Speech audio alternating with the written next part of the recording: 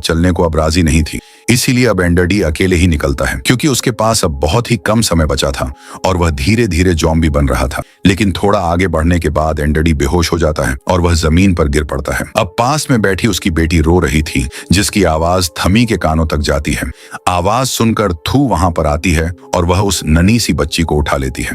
अब थोड़े समय के बाद एडी को वापस होश आता है। अब वह सोचता है कि वह उस फैमिली के पास चला जाएगा जिसे उसने शुरुआत में नदी के किनारे जंगल में देखा था, और उसकी बेटी उन लोगों के पास सुरक्षित रहेगी।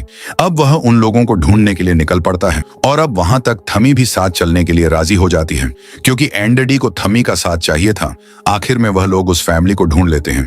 एंडरडी उस फैमिली के मुखिया से बात करता है, पर उसे पता चलता है कि उसे भी ज़ॉम्बी ने काट लिया है। वह आदमी चुपकी से एंडरडी को गन दिखाता है और कहता है कि इसमें 6 गोलियां हैं, जिससे वह अपने परिवार को खत्म करेगा, और बाद में बंदूक में 2 गोलियां बजेगी, जिससे वह एंडरडी से कहता है कि वह चाहे तो वह खुद को और अपनी नन्ही बच्ची को भी मार सकता है। लेकिन एंडरडी उसे ऐसा करने से मना करता है और वह वहां से चला जाता है। तभी एंडी को पीछे से गोलियां चलने की आवाज सुनाई देती है, तो वह समझ जाता है कि उसने अपने परिवार के साथ खुद को भी खत्म कर लिया है।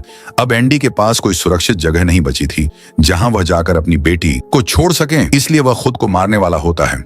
लेकिन तभी थमी उससे कहती है कि उसका एक कबीला यहाँ से थोड़ी ही दूरी पर है और तुम चाहो तो अपनी बेटी को हमारे कबीले